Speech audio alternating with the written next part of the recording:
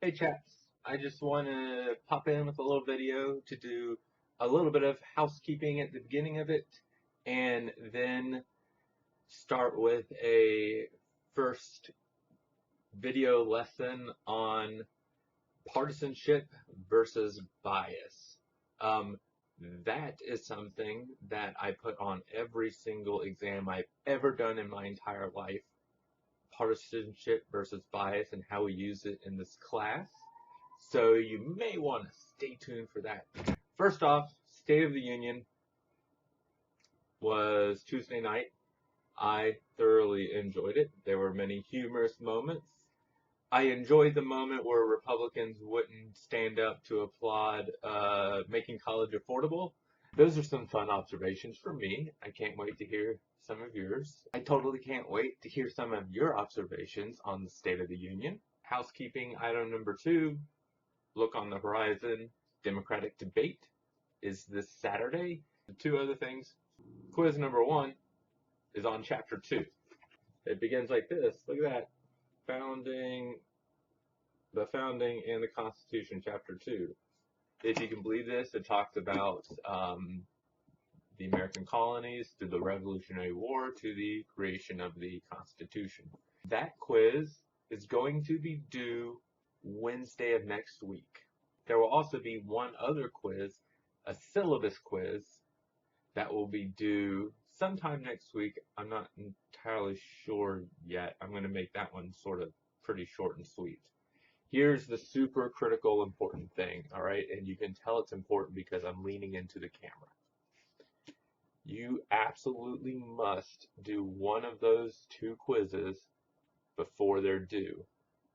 If you don't, then you will not be registered as having attended the class before the census date and be dropped. The only thing I have control over is to make sure I provide an assignment that will meet the qualifications so that you can prove that you attended a class and won't be dropped. So I'm going to provide you those 2 quizzes. I'll be talking a little bit more about chapter 2. When I do videos, I won't necessarily be like taking you through the book. Like, on page 97 it says blah, blah, blah. Because I assume that you all can read. I'll be maybe highlighting some things that I find more interesting or important, or filling in some blanks, or maybe adding some rich, hilarious, and informative context to an issue the book touches on that makes it more real and grabbable for you. Here's the thing with the syllabus quiz. It'll be short, sweet, and you will have as many times as you need to get a 100% on it. Every other quiz after that, you only get 1 chance at. Okay? So don't go into the chapter 2 quiz thinking that you will be able to take that multiple times. You get to take it once.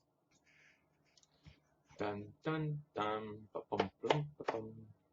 I can see you. Okay, so all of that out of the way, we can get to the main mini lesson here. So I want to talk about, here's what I want you to do. I want you to take your brain eraser and erase your brain, okay? And what you're going to do is you're going to erase your definition of bias and of partisanship, okay? Did we all erase it? It's gone? Okay, good. I have spent time in elementary school, so we erased our brains. Anyway, cool. We've all erased our brains of what we think partisanship and bias means. Here are the definitions for them in this class. Bias. We often think of bias as being some type of prejudice. Oftentimes some sort of negative prejudice, like that person is biased against cheese, meaning they don't like cheese. Or more realistically, that person is biased against all Black Americans, meaning that person is a racist. We're not looking at bias in that way. That person who's biased against all Black Americans isn't biased. They're an asshole. There's a big difference between the two. Bias is a neutral term. It only refers to the lens through which we see the world. It's our worldview. It's the idea or the model that we have in our head of the way the world works. So we take in facts all the time, information from around the world, right? But we need to be able to process that information so that it's understandable to us. Our bias is one of the main mechanisms through which we interpret that data. So you can think of bias as being a worldview, a lens through which we see the world, part of our value system. So here's the critical part about all that. Everybody has a bias. I'll repeat, everybody has a bias. Repeat it with me at home. Everybody has a bias. There's no such thing as being unbiased. You're biased. Get over it. I'm biased. I got over it. Everybody's biased. That doesn't mean, though, that we're partisan. Now, partisan or partisanship is rooting for a specific team. In the case of politics, it's rooting for one political party to win over another. It's a sort of, I'm a Democrat, let's go Democrats, always and forever. I'm going to do whatever it takes to make sure the Democratic Party stays strong, has a good reputation amongst the people, that more Democrats get elected to office. Oftentimes, people will allow their partisanship to get in the way of things like basic human decency, or it will allow them to accept bad behavior or try and spin bad behavior into a positive. Because the ultimate goal as a partisan is to make sure your team wins. Now, there are good political reasons why you want that to happen, why being a partisan can be good.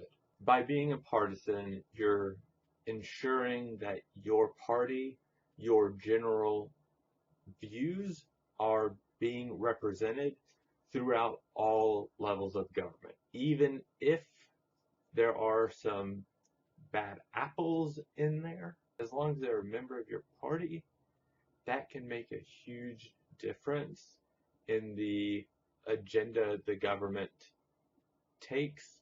We'll talk a little more about this in the section on Congress, but there are good reasons to ignore the fact that one-year candidates might be a psychopath.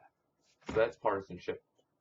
You can be nonpartisan. It is possible to be without partisanship. You do not need to constantly root for one team or another. Now, being nonpartisan doesn't mean that you could vote for either party in an election. For example, I consider myself nonpartisan, but I have a really hard time finding any situation where I would vote for a Republican. My nonpartisanship manifests itself in the fact that I don't feel any loyalty towards the Democratic Party or any Democratic candidates. However, the fact of the matter is, I have certain views, certain policy positions that do not come close to intersecting with the values and policy positions of the Republican Party at this moment. You will never hear me say that I am without bias. I am with bias. I am biased. Everybody is biased. Any think tank, politician, newscaster, newspaper, Martian, all have biases. You have to have bias to be able to interpret information about the world. If people say they're not biased, they're ignorant or lying. They can be without partisanship. And that is the key distinction here I want you to get. Can you be unbiased? No. Can you be nonpartisan? Yes.